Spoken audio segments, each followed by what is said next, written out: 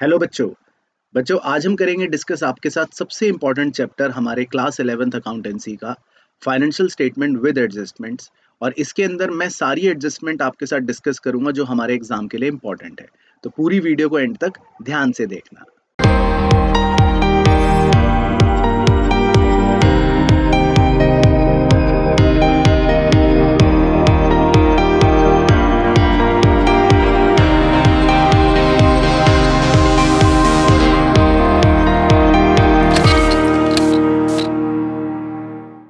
हमारी सबसे पहली एडजस्टमेंट जो है वो उसका नाम है क्लोजिंग स्टॉक। ठीक है, क्लोजिंग स्टॉक का मतलब क्या होता है कि जो सामान हम बेच नहीं पाए और जो सामान हमारे गोदाम में बचा रह गया, ठीक है, इसको हम क्लोजिंग स्टॉक बोलते हैं।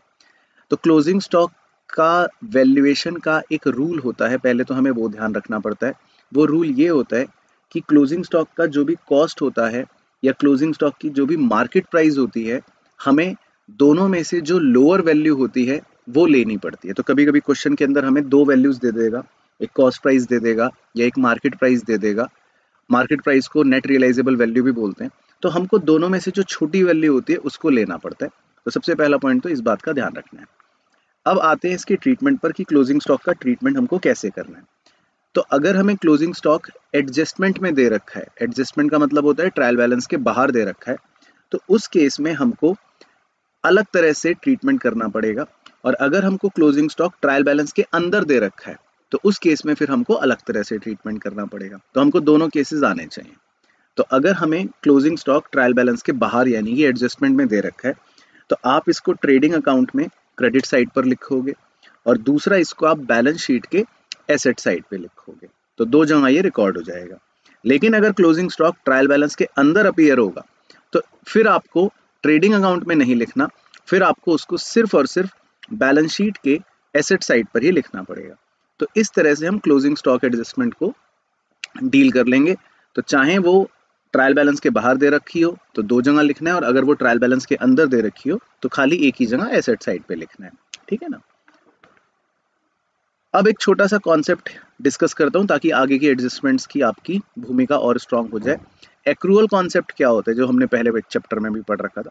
एक्रूअल कॉन्सेप्ट का मतलब ये होता है कि अगर हम अपने एक अकाउंटिंग ईयर की बात कर रहे हैं तो हमें ये देखना है कि उस अकाउंटिंग ईयर का खर्चा क्या है या उस अकाउंटिंग ईयर की इनकम क्या है। इररिस्पेक्टिव कि हमने पैसे दिए हैं या पैसे हमें मिले हैं, तो हमको पैसा कैश में नहीं देखना, हमको ये देखना है कि क्या वो हमारी इनकम है या क्या वो हमारा एक्सपेंस है। उसको हम एक्रूअल कॉन्सेप्ट बोलते हैं ना। तो अब देखो, जैसे मान लो हमने कोई एक्सपेंस पे करा, पूरे साल 10 महीने तक पे करा और 2 महीने का पे नहीं करा, तो हम उस 2 महीने को बोल देते हैं आउटस्टैंडिंग एक्सपेंस। इसी प्रकार कई बार हम एक्सपेंस पे कर देते हैं 14 महीने का, 15 महीने का, मतलब कि हमने इस साल के 12 महीने का तो पे करा ही करा और अगले साल के भी 2-3 महीने का एक्स्ट्रा पे कर दिया, तो हम उस एक्स्ट्रा को बोल देते हैं प्रीपेड एक्सपेंसेस। इसी प्रकार अगर इनकम की बात करूं, कुछ इनकम मान लो हमें रिसीव हुई, 10 महीने की इनकम रिसीव हो गई और 2 महीने की इनकम रिसीव नहीं हुई, तो हम उस 2 महीने की इनकम को बोल देते हैं आउटस्टैंडिंग इनकम। इसी तरह हो सकता है हमें इनकम रिसीव हो गई 15 महीने की, 16 महीने की, यानी कि 12 महीने की तो हुई इस साल की और अगले साल की भी 2-3 महीने की हमें एडवांस में रिसीव हो गई, तो हम उसको बोल सकते हैं प्री रिसीव्ड इनकम या इनकम रिसीव्ड इन एडवांस। तो हमारा क्योंकि एक्रूअल कॉन्सेप्ट होता है, वो फोकस करता है कि हमारे करंट ईयर की इनकम या करंट ईयर का एक्सपेंस क्या है ना। तो हमारी एडजस्टमेंट उसी के हिसाब से चलती है। तो हमको सिर्फ ये लेना है कि हमारे करंट ईयर का एक्सपेंस या करंट ईयर की इनकम क्या है। जो आगे के साल के एक्सपेंस या आगे के साल की इनकम है उससे मुझे मतलब नहीं है ना।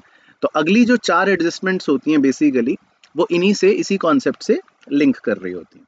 अब जैसे आउटस्टैंडिंग एक्सपेंस है, तो आउटस्टैंडिंग एक्सपेंस का मतलब है कि आपने 10 महीने का एक्सपेंस फॉर एग्जांपल पे कर दिया और 2 महीने का आपने लेकिन पे नहीं करा, तो वो बिलोंग तो इसी साल से कर रहा है तो वो एक्सपेंस इसी साल का, तो इसीलिए हम उसको अपना खर्चा मानते हैं। हम कहते हैं यस, ये हमारा इस साल का खर्चा है। तो इस एडजस्टमेंट को कैसे डील करना है हमको, हमारा जो भी एक्सपेंस दे रखा होगा हम उस एक्सपेंस में उसको जोड़ देंगे, आउटस्टैंडिंग एक्सपेंस को, और इसको बैलेंस शीट के अंदर हम लाइबिलिटी साइड में शो कर देंगे because it is outstanding expense. तो ये हमारे लिए एक लाइबिलिटी होती है, करंट लाइबिलिटी होती है। ठीक है ना। अच्छा, इसको हम एक्सपेंस ड्यू के नाम से भी जानते हैं। अब अगर मान लो आउटस्टैंडिंग एक्सपेंस हमें ट्रायल बैलेंस के अंदर दे रखे हैं, यानी कि ऑलरेडी वो एडजस्टेड है, तो उस केस में सिर्फ हमको बैलेंस शीट में ही उसको लिखना पड़ेगा, यानी वो फिर एक ही जगह लिखे जाएंगे, फिर उसको हम अपने एक्सपेंस के अंदर, रिस्पेक्टिव एक्सपेंस के अंदर ऐड नहीं करेंगे। तो उस केस में वो सिर्फ खाली बैलेंस शीट में ही ट्रांसफर किया जाएगा अगर वो हमें ट्रायल बैलेंस के अंदर दे रखा है। अब जो दूसरी मेन एडजस्टमेंट है प्रीपेड एक्सपेंस की, इसका मतलब क्या है कि आपने इस साल कोई एक्सपेंस पे करा और आपने उसमें 2-3 महीने अगले साल के भी पे कर दिए। तो यानी आपने आज कोई एक्सपेंस पे कर दिया 12 से ज़्यादा, यानी 14, 15 या 16 महीनों के लिए। तो क्या जो आपने एक्स्ट्रा अगले साल के लिए एक्सपेंस पे करा, क्या वो हमारे इस साल से बिलोंग करता है? अगर हम ये क्वेश्चन पूछें तो उसका आंसर आएगा नहीं, क्योंकि अगर हम कोई पैसे अगले साल के लिए पे कर रहे हैं तो वो हमारे इस साल के पैसे में काउंट नहीं होना चाहिए, वो हमारा इस साल का एक्सपेंस नहीं होना चाहिए, है ना।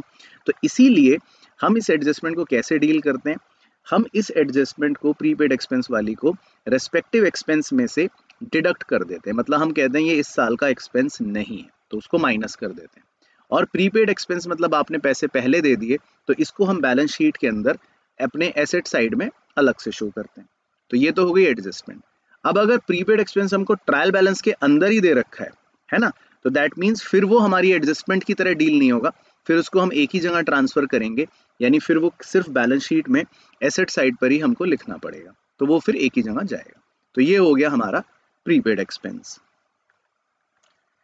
फिर आता है इसी तरह एक्रूड इनकम। एक्रूड इनकम का मतलब कि हमें इनकम मिली, मान लो 10 महीने की मिल गई, ठीक है, लेकिन 2 महीने की इनकम मान लो हमें अभी तक नहीं मिली। तो फिर से क्वेश्चन ये आता है कि 10 महीने की इनकम तो मुझे मिल गई, 2 महीने की मिली नहीं, पर क्या वो इस साल से बिलोंग करती है? क्या वो हमारे इस साल की इनकम से बिलोंग करती है? तो आंसर है यस, करती है। तो इसीलिए जब हम एक्रूड इनकम एडजस्टमेंट को डील करते हैं तो हम क्या करते हैं, हम रिस्पेक्टिव इनकम के अंदर इस एक्रूड इनकम को जोड़ लेते हैं, क्योंकि ये इनकम हमारे इस साल से ही बिलोंग करती है और क्योंकि ये हमें मिलनी चाहिए पर अभी तक मिली नहीं, तो इसको हम अपने बैलेंस शीट के अंदर एक एसेट की तरह शो करते हैं, क्योंकि ये हमारा एक एसेट भी है। तो ये हो गई एडजस्टमेंट। सेम कहानी, अगर इसको हमें उसने ट्रायल बैलेंस के अंदर दे रखा होगा, यानी कि वो एक एडजस्टमेंट नहीं है, वो ऑलरेडी ट्रायल बैलेंस के अंदर है, तो फिर वो एक ही जगह हम पोस्ट करेंगे, कहाँ पर? सिर्फ बैलेंस शीट में एसेट साइड पर। तो ये बात याद रखनी है। तो ये हो गया आपका एक्रूड इनकम। इसी तरह अगली है इनकम रिसीव्ड इन एडवांस, मतलब हमको पैसे एडवांस में मिल गए। तो फॉर एग्जांपल हमें इस साल इनकम मिली और हमें 14 महीने की या 15 महीने की इनकम इकट्ठे इस साल मिल गई। तो क्वेश्चन ये आता है कि जो 2-3 महीने अगले साल की इनकम हमें मिली है, क्या वो इस साल से बिलोंग करती है? तो इसका आंसर है नो, क्योंकि अगले साल की 2-3 महीनों की इनकम हमारे इस साल की इनकम से बिलोंग नहीं करती।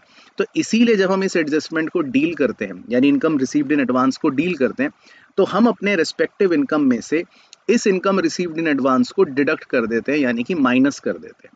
और क्योंकि ये हमें एडवांस में मिली, तो इसीलिए इसको हम बैलेंस शीट के अंदर एक लाइबिलिटी की तरह प्रेजेंट करते हैं, क्योंकि ये हमारे लिए क्या है? Liability, current liability. फिर वही चीज़, इसको प्री रिसीव्ड इनकम भी कह देते हैं, इसको अनअर्न्ड इनकम भी कह देते हैं, इसको अनएक्रूड इनकम भी कह देते हैं। और अगर ये हमें ट्रायल बैलेंस के अंदर दे रखी है, यानी ये एडजस्टमेंट की तरह नहीं दे रखी, तो फिर ये एक ही जगह पोस्ट होगी हमारे बैलेंस शीट के अंदर, सिर्फ लाइबिलिटी साइड में। That's it.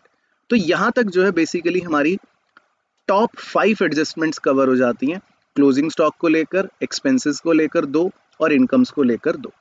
अब इसके बाद है अगली एडजस्टमेंट डेप्रीसिएशन की। तो डेप्रीसिएशन का मतलब तो हमको पता ही है कि हमारे एसेट की वैल्यू में कुछ गिरावट हो जाती है। तो ये एडजस्टमेंट को हम कैसे डील करते हैं? बहुत ही सिंपल है। ये हमारा एक्सपेंस होता है, तो इसीलिए इसको हम P&L अकाउंट के डेबिट साइड पे शो करते हैं। और हमारे एसेट की वैल्यू में गिरावट हो गई, तो इसीलिए हम इसको रेस्पेक्टिव एसेट में से माइनस करके शो कर देते हैं। तो 2 जगह ये हमारा एडजस्टमेंट सॉल्व हो जाता है। अब अगर ये भी हमें ट्रायल बैलेंस के अंदर ही दे रखा है, यानी कि फिर ये एडजस्टमेंट की तरह नहीं दे रखा, तो फिर ये हम सिर्फ एक ही जगह डील करते हैं, यानी कि तब हम इसको सिर्फ P&L अकाउंट के डेबिट साइड पर लिख देंगे। तो एक ही जगह तब ये P&L अकाउंट में ही लिखा जाएगा, अगर ये ट्रायल बैलेंस के अंदर दे रखा है तो। अब एक बड़ा ही इसमें इंटरेस्टिंग 1 नंबर का क्वेश्चन है, वाइवा में पूछ सकता है, आपको वैसे पूछ सकता है कि डेप्रीसिएशन जो होता है वो किस तरह का एक्सपेंडिचर होता है। तो इसमें आपको कीवर्ड जो याद रखना है वो है नॉन कैश ऑपरेटिंग एक्सपेंडिचर। मतलब कि इसमें आपकी जेब से कोई पैसे नहीं निकलते। ऐसा नहीं है कि मैंने किसी को 100 रुपए निकाल के दिए, ये मेरा कैश का खर्चा नहीं है। तो इसीलिए इसको बोलते हैं नॉन कैश। नॉन कैश का मतलब आपकी जेब से पैसे नहीं निकल रहे, सिर्फ आपकी एसेट की वैल्यू में गिरावट आ रही है, तो इसीलिए इसको नाम दिया जाता है नॉन कैश। मतलब नकद नहीं है इसमें, लेकिन ये सिर्फ एक नॉन कैश ऑपरेटिंग एक्सपेंडिचर है। ऑपरेटिंग का मतलब बिजनेस के लिए जरूरी खर्चा है। बिजनेस होगा तो एसेट यूज होगा, एसेट यूज होगा तो डेप्रिसिएशन होगा, तो इसलिए इसके नाम को याद रखना। 1 नंबर में कीवर्ड है नॉन कैश ऑपरेटिंग एक्सपेंडिचर, अगर क्वेश्चन पूछ लेता है तो। इसके अलावा फिर एक और बड़ी इंपॉर्टेंट एडजस्टमेंट है बैड डेट्स को लेकर या प्रोविजन फॉर बैड डेट्स को लेकर, तो इसके बारे में भी कुछ कॉम्प्लिकेशंस समझ लेते हैं कि क्या होती है। तो अगर हम बैड डेट्स की बात करें तो इस एडजस्टमेंट को डील करने के लिए हम क्या करते हैं, अपने प्रॉफिट एंड लॉस अकाउंट में बैड डेट को डेबिट करते हैं, क्योंकि ये हमारे लिए एक नुकसान है। फिर बैड डेट अगर हमें ट्रायल बैलेंस में दे रखा है तो उसकी वैल्यू को हम यहाँ पर लिख लेते हैं।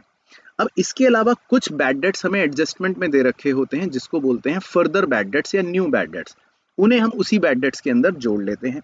ये हमें एडजस्टमेंट में गिवन होगा।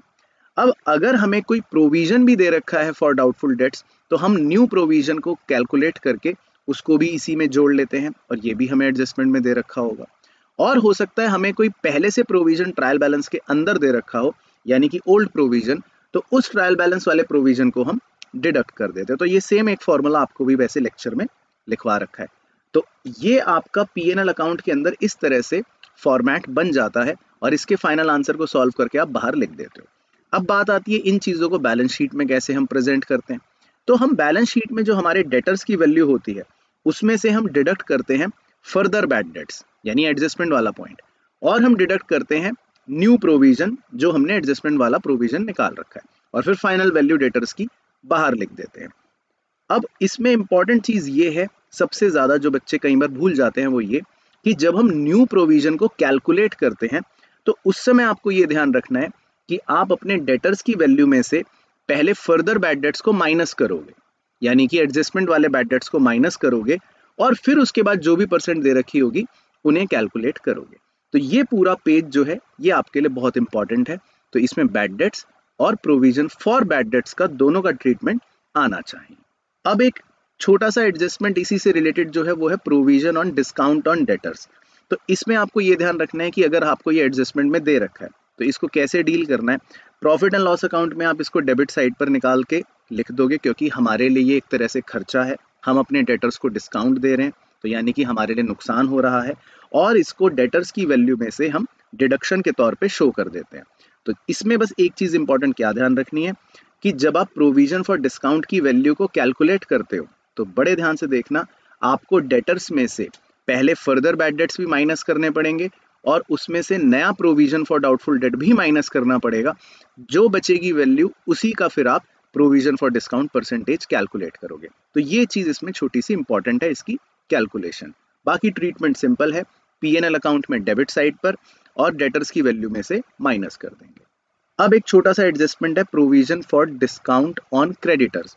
तो हो सकता है आपको ये एडजस्टमेंट दे दे, चांसेस बहुत कम है, पर फिर भी अगर दे दे तो कैसे करना है। इस केस में आपको अपने क्रेडिटर्स की वैल्यू जो दे रखी होगी उसका जो भी परसेंट प्रोविजन बोलेगा वो कैलकुलेट करना है, और क्रेडिटर्स पर जब हम प्रोविजन क्रिएट करते हैं, यानी कि अब हमें क्रेडिटर को कम पैसे देने पड़ेंगे, तो ये हमारा फायदा हो गया, तो इसीलिए इसको हम अपने प्रॉफिट एंड लॉस अकाउंट के क्रेडिट साइड पर शो करते हैं, बिकॉज इट इज आवर फायदा, और इसको बैलेंस शीट में हम अपने क्रेडिटर्स की वैल्यू में से एक डिडक्शन के तौर पे शो कर देते। तो इन केस अगर ये एडजस्टमेंट भी पूछ ले तो आपको सॉल्व करना आना चाहिए। अब आते हैं नेक्स्ट इंपॉर्टेंट एडजस्टमेंट पर, गुड्स गिवन एज चैरिटी। भाई आपने कुछ गुड्स जो है अपना सामान चैरिटी के तौर पे दे दिया, तो इस एडजस्टमेंट को कैसे डील करना है। अब गुड्स जब हम खरीदते हैं तो हम उसको परचेज दिखाते हैं, तो जब भी हम कोई गुड्स चैरिटी के तौर पे देते हैं तो उन गुड्स को परचेजेस की वैल्यू में से डिडक्ट करके शो कर देते हैं, यानी वो गुड्स हमने दे दिए चैरिटी में। अब किसी को चैरिटी देना मतलब फॉर्म के लिए, बिजनेस के लिए खर्चा हो गया, तो इसीलिए उस चैरिटी को हम अपने पीएनएल अकाउंट में डेबिट साइड पर शो करते हैं। तो इस एडजस्टमेंट को जब हम कर रहे होते हैं तो जो भी गुड्स हमने दिए चैरिटी में उनकी कॉस्ट प्राइस को ही हमें लिखना होता है, इस बात का ध्यान रखना है। हो सकता है क्वेश्चन के अंदर आपको कंफ्यूज करने के लिए वो उनकी सेल प्राइस दे दे, तो आप सेल प्राइस को इग्नोर कर देना और आप गुड्स जो चैरिटी में दिए उनके कॉस्ट प्राइस को ही लेकर परचेज में से माइनस कर देना और पीएनएल अकाउंट के डेबिट साइड पर लिख देना। तो ये हो गए गुड्स गिवन एज चैरिटी। इसी तरह क्वेश्चन दे सकता है एडजस्टमेंट्स चैरिटी इन कैश या चेक। आपने किसी को पैसे दे दिए चैरिटी में, आपने किसी को चेक दे दिया चैरिटी में, तो उस केस में क्या होगा? तो पहली चीज तो वही, क्योंकि आपने चैरिटी दी है तो यानी आपने खर्चा करा है, आपका नुकसान हो गया है, तो आप इसको P&L अकाउंट में डेबिट साइड पे लिखोगे। और क्योंकि आपने पैसे दिए हैं, इस बार आपकी जेब से कैश गया है, तो आप अपनी बैलेंस शीट में जो भी कैश या बैंक का बैलेंस दे रखा होगा उसमें से चैरिटी के पैसों को डिडक्ट करके शो कर दोगे, क्योंकि वो पैसे आपने दे दिए। तो अगर चैरिटी आप कैश में देते हो तो फिर आपको ये एडजस्टमेंट का भी ध्यान रखना पड़ेगा। नेक्स्ट है goods given as free sample या एडवर्टाइजमेंट। इस बार हम अपने गुड्स जो है वो किसी को फ्री सैंपल में या एडवर्टाइजमेंट के तौर पे दे रहे हैं।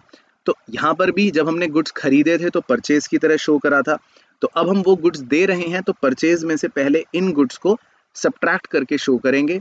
और दूसरा, हमने अगर फ्री सैंपल दिया या एडवर्टाइजमेंट करी तो ये हमारे बिजनेस के लिए खर्चा है, एक्सपेंस है, तो इसीलिए हम इसको अपने P&L अकाउंट में डेबिट साइड पर भी शो करेंगे। कॉन्सेप्ट वही है, हमें इन गुड्स की कॉस्ट प्राइस को ही लिखना पड़ेगा। अगर क्वेश्चन कंफ्यूज करने के लिए सेल प्राइस भी दे दे तब भी आप उसको इग्नोर कर देना, आपको परचेज में से माइनस करना है और P&L अकाउंट के डेबिट साइड पर लिखना है और वो कॉस्ट प्राइस ही लेके चलना है। तो ये हो गए goods given as free samples. इसके बाद बहुत ही इंपॉर्टेंट एक एडजस्टमेंट है गुड्स लॉस्ट बाय फायर या थेफ्ट। कई बार सामान खो गए, चोरी हो गए, तो उस केस में क्या क्या हमारी पहले जर्नल एंट्री होती है मैं वो बताता हूँ और फिर उसका आपको फाइनेंशियल स्टेटमेंट में ट्रीटमेंट बताता हूँ। तो इसको हमने 2-3 पार्ट्स में ब्रेक कर लिया। जैसे सबसे पहले जब हमारे गुड्स खोए तो हम एंट्री करते हैं क्या, फिर उसके बाद इंश्योरेंस कंपनी हमारा क्लेम एडमिट कर लेती है तो हम एंट्री करते हैं क्या, और फिर फाइनली हमें इंश्योरेंस कंपनी से पैसे भी मिल जाते हैं तो हम एंट्री करते हैं क्या। तो देखते हैं। सबसे पहले गुड्स खोने के लिए हम एंट्री करते हैं loss by fire account debit to purchase account. तो मान लेते हैं 10,000 रुपए के गुड्स हमारे खो गए, तो पहली एंट्री हो गई वो। अब जैसे ही इंश्योरेंस कंपनी हमारा क्लेम एक्सेप्ट करती है, मान लेते हैं 70%, तो हम एंट्री करते हैं इंश्योरेंस कंपनी डेबिट 70% का मतलब हो गया 7,000, और जितना क्लेम उन्होंने एक्सेप्ट नहीं करा यानी 3,000 रुपए, उसके लिए हम करते हैं profit and loss account debit 3,000 to loss by fire 10,000। इसका मतलब इंश्योरेंस कंपनी ने 10,000 के बदले में 7,000 का लॉस एक्सेप्ट कर लिया क्लेम और 3,000 का लॉस हमारा एक्सेप्ट नहीं करा। तो ये हो गई क्लेम एक्सेप्ट करने की एंट्री। फिर उसके बाद जब एक्चुअल में मुझे इंश्योरेंस कंपनी से 7,000 रुपए मिलेंगे तो एंट्री होगी बैंक या cash account debit to insurance company account, यानी कि मुझे इंश्योरेंस कंपनी से 7,000 रुपए मिल गए। तो ये तो हो गया जर्नल एंट्री वाला कॉन्सेप्ट। अब अगर आप इन तीनों जर्नल एंट्रियों को मिला दो, ये सोचो ये तीनों एंट्रियां मैं जोड़कर एक बना दूं, तो इसमें लॉस बाय फायर कट जाएगा 10-10 हजार डेबिट क्रेडिट, इसमें इंश्योरेंस कंपनी कट जाएगा 7-7 हजार डेबिट क्रेडिट। तो आपकी बचेगी क्या सिर्फ एंट्री, कैश और bank account debit 7,000, P&L account debit 3,000 और परचेज क्रेडिट 10,000। तो हम जब फाइनेंशियल स्टेटमेंट में ट्रीटमेंट करते हैं इसका, तो फिर इसी को ध्यान में रख के करते हैं, है ना। तो वो बात हमें पता होनी चाहिए। तो जो इंश्योरेंस कंपनी हमें देती है क्लेम, उसका मतलब है लॉस कवर्ड। जो इंश्योरेंस कंपनी हमारा क्लेम एक्सेप्ट नहीं करती तो उसको बोलते हैं लॉस नॉट कवर्ड, यानी 3,000। तो इस बात को ध्यान रखना है। तो अब देखो कैसे हमको फाइनेंशियल स्टेटमेंट में डील करना होता है। तो फॉर एग्जाम्पल 10,000 के हमारे गुड्स जल गए थे, तो जितना इंश्योरेंस कंपनी ने क्लेम एक्सेप्ट करा यानी 7,000, इसका मतलब लॉस कवर्ड, और जितना उन्होंने क्लेम एक्सेप्ट नहीं करा यानी 3,000, इसका मतलब लॉस नॉट कवर्ड। तो हमारे स्टेटमेंट के अंदर ये तीनों वैल्यूज प्रेजेंट होती हैं। कैसे कैसे?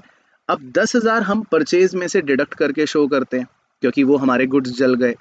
7,000 जितना इंश्योरेंस कंपनी ने क्लेम एक्सेप्ट करा उसको हम एसेट साइड पे शो करते हैं, और 3,000 जितना हमारा क्लेम एक्सेप्ट नहीं हुआ मतलब नुकसान हो गया, उसको हम अपने प्रॉफिट एंड लॉस अकाउंट में शो करते हैं। तो इसमें आपको 3 जगह पर पोस्टिंग करनी पड़ती है, इस बात का ध्यान रखना है। देख लेते हैं एक डेमो। तो मान लेते हैं गुड्स हमारे जल गए और हमें इसकी पोस्टिंग करनी है अपने फाइनेंशियल स्टेटमेंट्स के अंदर। तो कैसे पोस्टिंग होगी? परचेज में से हम गुड्स लॉस्ट बाय फायर को माइनस कर देंगे, जो भी टोटल लॉस हुआ था जैसे 10,000 का। फिर उसमें से जो भी हमारा लॉस था 10,000 का और हमें 7,000 क्लेम के रिसीव हो गए थे, तो वो हम माइनस करके सिर्फ 3,000 का ही नुकसान यानी कि लॉस नॉट कवर्ड अपने P&L में डेबिट कर देंगे। तो 3,000 रुपए हमारे प्रॉफिट एंड लॉस अकाउंट में डेबिट हो जाएंगे। अब बचे 7,000 जो इंश्योरेंस कंपनी ने हमारा क्लेम एक्सेप्ट कर लिया था, उस 7,000 को हम अपने बैलेंस शीट में एसेट साइड पे शो कर देंगे, यानी कि हमारे को इंश्योरेंस कंपनी से 7,000 रुपए का क्लेम मिल जाएगा। और अगर एक्चुअल में वो क्लेम के पैसे हमें रिसीव ही हो जाएं, तो फिर आप इंश्योरेंस कंपनी को हटाकर उसकी जगह कैश भी लिख सकते हो। तो इस तरह से आपको अपनी प्रेजेंटेशन करनी पड़ती है। अगर आपके गुड्स जल जाते हैं, जलने के बाद फिर इंश्योरेंस क्लेम एक्सेप्ट हो जाता है, और इंश्योरेंस क्लेम एक्सेप्ट होने के बाद अगर पैसे मिल जाते हैं, तो इसका ट्रीटमेंट ये करना है। अब नेक्स्ट एडजस्टमेंट है, वो भी ध्यान से देखना, goods used in making fixed asset. कई बार हम अपने गुड्स को किसी फिक्स्ड एसेट को बनाने में इस्तेमाल कर लेते हैं। जैसे आपके पास कुछ लकड़ियां थी या कुछ गुड्स थे, उनसे आपने फर्नीचर बना लिया। तो इस एडजस्टमेंट को भी कैसे डील करना है आपको पता होना चाहिए, क्योंकि हमारे गुड्स चले गए हमें छोड़कर, तो हम उन गुड्स के कॉस्ट प्राइस को परचेज में से माइनस कर देंगे। और क्योंकि हमने उनसे फिक्स्ड एसेट बना लिया, तो हम अपनी बैलेंस शीट के एसेट साइड पर उस फिक्स्ड एसेट की वैल्यू में उतने अमाउंट से वैल्यू को ऐड कर देंगे जितने अमाउंट का हमने फिक्स्ड एसेट और बना लिया। तो बेसिकली आपकी परचेज कम हो जाएगी और आपके फिक्स्ड एसेट की वैल्यू बढ़ जाएगी। तो ये आप goods used in making fixed asset के टाइम पे कर दोगे। इसी तरह एक और एडजस्टमेंट है, गुड्स विड्रॉन बाय प्रोप्राइटर। अब प्रोप्राइटर अपने घर के लिए सामान लेके चला गया, तो बहुत ही सिंपल पॉइंट है, अगर प्रोप्राइटर अपने घर के लिए सामान लेकर चला गया, तो इसका मतलब हमारा सामान हमें छोड़कर चला गया। तो आप सबसे पहले तो परचेज में से इन गुड्स की कॉस्ट प्राइस को माइनस कर दोगे, तो यानी कि गुड्स कम हो गए। और क्योंकि प्रोप्राइटर इसको लेकर गया, यानी कि ये हमारे लिए ड्राइंग्स है, तो ड्राइंग्स को क्योंकि आप कैपिटल में से डिडक्ट करते हो, तो सेम आप यहाँ पर कैपिटल में से ड्राइंग्स को डिडक्ट करके शो कर दोगे। तो ये आपके हो गए goods withdrawn bye proprietor for personal use. इसी तरह नेक्स्ट एडजस्टमेंट देखो, कैश विड्रॉन बाय प्रोप्राइटर। अब अगर प्रोप्राइटर ने कैश विड्रॉ करा, यानी कि वो पैसे लेकर गया, तो ये भी है तो ड्राइंग्स ही।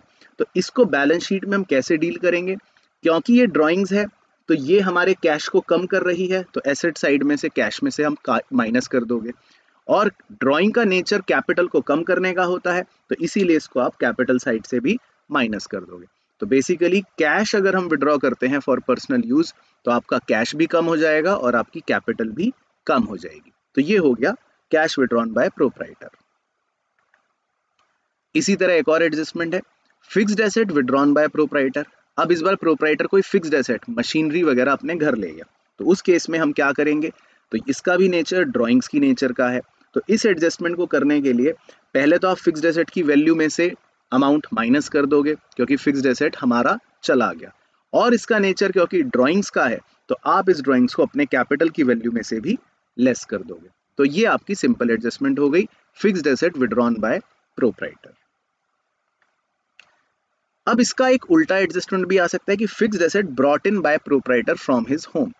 प्रोप्राइटर कोई फिक्स्ड एसेट अपने घर से लेकर आ गया, तो वैसे लॉजिकली भी और रटने के तरीके से भी पुराने वाले का जस्ट उल्टा हो जाएगा। तो अब कोई फिक्स्ड एसेट हमारे बिजनेस में आया, तो इसका मतलब हमारा फिक्स्ड एसेट बढ़ गया। और प्रोप्राइटर कोई चीज अपने घर से लाया, इसका मतलब उसका बिजनेस के प्रति कैपिटल भी बढ़ गया। तो इस एडजस्टमेंट को करने के लिए आप क्या करोगे, फिक्स्ड एसेट में उतने वैल्यू को जोड़ दोगे और कैपिटल में भी उतने वैल्यू को जोड़ दोगे। Simple adjustment. नेक्स्ट बहुत ही इंपॉर्टेंट एक एडजस्टमेंट है, इसका नाम है गुड्स सेंट ऑन अप्रूवल या सेल और रिटर्न बेसिस। इसमें कई बार क्या होता है, इसका पहले कहानी बता देता हूँ। हम कुछ गुड्स अपने कस्टमर को भेजते हैं और उसको कहते हैं कि तुम 10, 15, 20 दिन इसको अपने पास रखो, इसको इस्तेमाल करो, अगर तुम्हें पसंद आए तो फिर अप्रूव कर देना, अगर पसंद ना आए तो वापस भेज देना। अब कभी कभी क्या होता है कि हम गुड्स भेज तो देते हैं कस्टमर को, लेकिन ना उसने अप्रूव करा ना उसने वापस करा, बस उसके घर पे पड़े हैं। अब हम इंतजार कर रहे हैं कि ये फोन करेगा कि भाई तुझे पसंद भी आए हैं कि नहीं, लेकिन उसने कुछ नहीं बताया। तो इस एडजस्टमेंट को कैसे डील करते हैं, बहुत ही ध्यान से सुनना, थोड़ी सी कॉम्प्लिकेटेड है पर ध्यान से सुनोगे तो समझ आएगी। हमारे को सेल्स की वैल्यू में से जितने अमाउंट के गुड्स हमने अप्रूवल वाले सेल की तरह भेजे हैं उसे डिडक्ट करके दिखाना पड़ता है, यानी उसकी सेल प्राइस को हटाना पड़ता है। हम कहते हैं वो हमारी सेल नहीं है, क्योंकि अभी तक गुड्स अप्रूव नहीं हुए। तो अगर गुड्स अप्रूव नहीं हुए और वो अभी तक सेल नहीं है, तो इसका मतलब माना यह जाता है कि वो गुड्स अभी भी हमारे अनसोल्ड है, और अनसोल्ड गुड्स को हम अपना क्लोजिंग स्टॉक मानते हैं। तो इसीलिए जो गुड्स अभी तक अप्रूव नहीं हुए, हम उन्हें सेल में से माइनस करते हैं और हम उन गुड्स को अपना क्लोजिंग स्टॉक मानते हैं। तो क्लोजिंग स्टॉक आप जानते हो ऑलरेडी कि कहाँ कहाँ रिकॉर्ड करा जाता है। तो क्लोजिंग स्टॉक रिकॉर्ड करा जाता है ट्रेडिंग अकाउंट में और एसेट साइड में। तो इस पूरी कॉम्प्लिकेटेड एडजस्टमेंट को करने के लिए देखना ध्यान से स्क्रीन पर, पहले हम अपने सेल प्राइस को यानी सेल को मानते हैं कि नहीं हुई, तो सेल में से सेल वैल्यू कम कर देते हैं और साइमल्टेनियसली डेटर में से भी सेल वैल्यू कम कर देते हैं, तो हम मानते हैं हमारी सेल नहीं हुई। तो ये तो हो गया वो पार्ट। और जो गुड्स हमारे अभी तक सेल नहीं हुए यानी अनसोल्ड है, उनको हम अपना क्लोजिंग स्टॉक मानते हैं।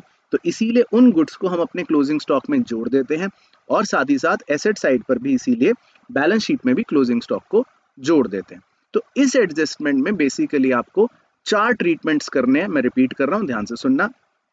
क्या क्या? सेल प्राइस को सेल्स में से माइनस करना है और डेटर्स में से माइनस करना है, और उन गुड्स की कॉस्ट प्राइस को क्लोजिंग स्टॉक में ऐड करना है ट्रेडिंग अकाउंट में, और एसेट साइड में भी क्लोजिंग स्टॉक में ऐड करना है। तो ये पूरा ट्रीटमेंट होता है goods Saint on approval basis का। अब इसके बाद एक और इंपॉर्टेंट एडजस्टमेंट है मैनेजर कमीशन। मैनेजर कमीशन का मतलब ये होता है कि हम अपने बिजनेस में सेल्स करते हैं, सेल्स के बाद हमें मुनाफा होता है, तो हम अपने मैनेजर को ये कहते हैं कि देखो अगर हमें जितना ज़्यादा नेट प्रॉफिट होगा तो उस नेट प्रॉफिट का हम तुम्हें कुछ कमीशन देंगे, 5%, 10%, और अगर प्रॉफिट नहीं हुआ, लॉस हो गया, तो हम तुम्हें कोई कमीशन नहीं देंगे। सीधी बात है, सीधा लॉजिक है। तो कई बार मैनेजर को हम कमीशन भी देने की बात करते हैं। अब इसमें क्वेश्चन की लैंग्वेज के हिसाब से 2 केसेस बन जाते हैं। कई बार लिखा होता है कि मैनेजर कमीशन बिफोर चार्जिंग सच कमीशन, कई बार लिखा होगा मैनेजर कमीशन आफ्टर चार्जिंग सच कमीशन। तो पहले तो ट्रीटमेंट समझते हैं। हम मैनेजर को कमीशन देते हैं तो ये हमारे लिए एक नुकसान है, हमारे लिए एक्सपेंस है, तो इसीलिए इसको P&L अकाउंट में डेबिट करते हैं। दूसरा, माना यह जाता है कि अभी तक हमने उसको पे नहीं करा, यानी कि ये अभी तक आउटस्टैंडिंग है, तो इसीलिए इसको बैलेंस शीट के अंदर हम लायबिलिटी साइड पर भी शो करते हैं। तो ये तो हो गया इसका ट्रीटमेंट। लेकिन क्वेश्चन की लैंग्वेज के हिसाब से कि बिफोर चार्जिंग सच कमीशन है या आफ्टर चार्जिंग सच कमीशन है, तो आपकी कैलकुलेशन का तरीका बदल जाता है, यानी कि आपकी वैल्यू का आंसर चेंज हो जाएगा। वो कैसे? अगर लिखा है नॉर्मली बिफोर चार्जिंग सच कमीशन, तो आप अपने नेट प्रॉफिट को मल्टीप्लाई करोगे रेट अपॉन 100 से, और अगर लिखा है आफ्टर चार्जिंग सच कमीशन, तो आप अपने नेट प्रॉफिट को मल्टीप्लाई करोगे रेट अपॉन 100 प्लस रेट से। तो ये भी हमने वैसे सवालों में कर रखा है, पर इस चीज को याद रखना। देन एक और एडजस्टमेंट है इंटरेस्ट ऑन कैपिटल। तो कई बार प्रोप्राइटर जो बिजनेस में कैपिटल निवेश करता है, उस पूंजी के बदले में बिजनेस उसको इंटरेस्ट देता है, तो that is a simple adjustment, interest on capital. तो ये फर्म के लिए एक खर्चा है, तो इसीलिए P&L अकाउंट में डेबिट साइड पर आता है, और ये प्रोप्राइटर की कैपिटल को बढ़ा देता है, तो इसीलिए बैलेंस शीट के अंदर हम इसको कैपिटल के अंदर ही ऐड करके प्रेजेंट कर देते हैं। हालांकि ये आप क्लास 12th के अंदर भी पढ़ते हो और तब ज्यादा डिटेल में सीखते हो, पर अभी के लिए अगर क्वेश्चन पूछ ले इंटरेस्ट ऑन कैपिटल, तो P&L अकाउंट में डेबिट साइड में और कैपिटल में ऐड करके शो करना है। फिर बिल्कुल इसका ऑपोजिट एक और एडजस्टमेंट, इंटरेस्ट ऑन ड्राइंग्स। कई बार ड्राइंग्स पर भी इंटरेस्ट चार्ज किया जाता है और प्रोप्राइटर से ले लिया जाता है, तो फर्म के लिए इंटरेस्ट ऑन ड्राइंग एक तरह से इनकम होती है, क्योंकि फर्म ये प्रोप्राइटर से लेती है, तो इसीलिए इसको P&L अकाउंट के क्रेडिट साइड पर लिखा जाता है, यानी कि फर्म के लिए इनकम है, और इसका नेचर है ड्राइंग्स को बढ़ाने का, यानी कि ये भी ड्राइंग्स की तरह होती है, तो इसीलिए ये कैपिटल को कम कर रही होती है, तो हम इसको बैलेंस शीट में कैपिटल में से डिडक्ट करके शो कर देते हैं। तो ये हो गई छोटी सी एडजस्टमेंट इंटरेस्ट ऑन ड्राइंग्स की। फिर एक एडजस्टमेंट क्वेश्चन बोल सकता है कि आपने कुछ अमाउंट जनरल रिजर्व में ट्रांसफर करा, ऐसा बोल देता है। बहुत ही रेयर एडजस्टमेंट है, अगर आ जाए तो उस केस में क्या करना है। तो अगर हम अपने प्रॉफिट में से कुछ हिस्सा जनरल रिजर्व में ट्रांसफर करते हैं, तो उस हिस्से का मतलब है कि आपका प्रॉफिट कम हो गया, तो इसीलिए आप अपने प्रॉफिट एंड लॉस अकाउंट में उसको डेबिट साइड पर शो करते हो, क्योंकि आपके प्रॉफिट कम हो रहे हैं। और जनरल रिजर्व जो होता है, it is as good as profit only या नेट प्रॉफिट ओनली, तो ये भी बैलेंस शीट के अंदर लायबिलिटी साइड पर प्रेजेंट कर दिया जाता है, जैसे हम कैपिटल को या जैसे हम नेट प्रॉफिट को प्रेजेंट करते हैं। तो अगर क्वेश्चन बोल दे कि जनरल रिजर्व हो गया, तो आप इसको P&L अकाउंट में डेबिट करना और बैलेंस शीट के लायबिलिटी साइड में अलग से शो कर देना। इसके बाद 2 बड़ी ही चटपटी एडजस्टमेंट्स हैं, एक है इनकम टैक्स और एक है लाइफ इंश्योरेंस प्रीमियम। तो ये एडजस्टमेंट अगर आई तो दोनों को याद रखना। इनकम टैक्स माना यह जाता है कि प्रोप्राइटर हमेशा अपना पे करता है पर्सनल, और इसी तरह लाइफ इंश्योरेंस प्रीमियम भी माना यह जाता है कि प्रोप्राइटर अपनी लाइफ का करवाता है पर्सनल। तो इन दोनों एडजस्टमेंट्स को आपको हमेशा हमेशा ड्राइंग्स की तरह ट्रीट करना है, और ड्राइंग्स का ट्रीटमेंट आप जानते ही हो कि ड्राइंग्स के लिए क्या करा जाता है, तो वो सेम ट्रीटमेंट आप करोगे जो आपको ड्राइंग्स का करना है, यानी कि इन्हें आप कैपिटल में से सब्ट्रैक्ट करके शो करोगे, because these are treated as drawings. तो अगर ये दोनों आइटम आपको ट्रायल बैलेंस में दिखाई दे तो आप उस पर व्हाइटनर लगाकर ड्राइंग्स लिख लेना सबसे बेस्ट तरीका, बिकॉज इन दोनों को हम ड्राइंग्स ट्रीट करते हैं। फिर एक एडजस्टमेंट है बड़ी unique, goods in transit. Goods in transit का मतलब होता है कई बार हमारे गुड्स अभी रास्ते में है, अभी हमारे ऑफिस तक या हमारी फैक्ट्री तक पहुंचे नहीं है, तो इन गुड्स को हम बोलते हैं गुड्स इन ट्रांजिट। तो ये सिर्फ डराने के लिए एडजस्टमेंट आएगी, इसका ट्रीटमेंट बहुत सिंपल होगा। गुड्स इन ट्रांजिट बेसिकली हमारे as good as closing stock ही होते हैं, तो इसका ट्रीटमेंट 100% सेम क्लोजिंग स्टॉक वाला ही होता है। तो आप इसको ट्रेडिंग अकाउंट के क्रेडिट साइड में क्लोजिंग स्टॉक में जोड़ दोगे या अलग से भी लिख दोगे, और सिमिलरली बैलेंस शीट में भी एसेट साइड में क्लोजिंग स्टॉक में जोड़ दोगे या अलग से भी लिख लोगे। तो नाम से डरना नहीं है, गुड्स इन ट्रांजिट का मतलब है गुड्स अभी रास्ते में है, तो चाहे रास्ते में भी हो, दीज आर हमारे गुड्स ओनली, तो इनको हम अपना क्लोजिंग स्टॉक ही मानेंगे। तो इसका ट्रीटमेंट आप सेम एज क्लोजिंग स्टॉक ही कर देना। तो ये था बच्चों हमारा पूरा complete discussion financial statement with adjustment का। आई होप आपको ये वीडियो पसंद आई हो और सारी एडजस्टमेंट्स आपको अच्छे से समझ आई हो।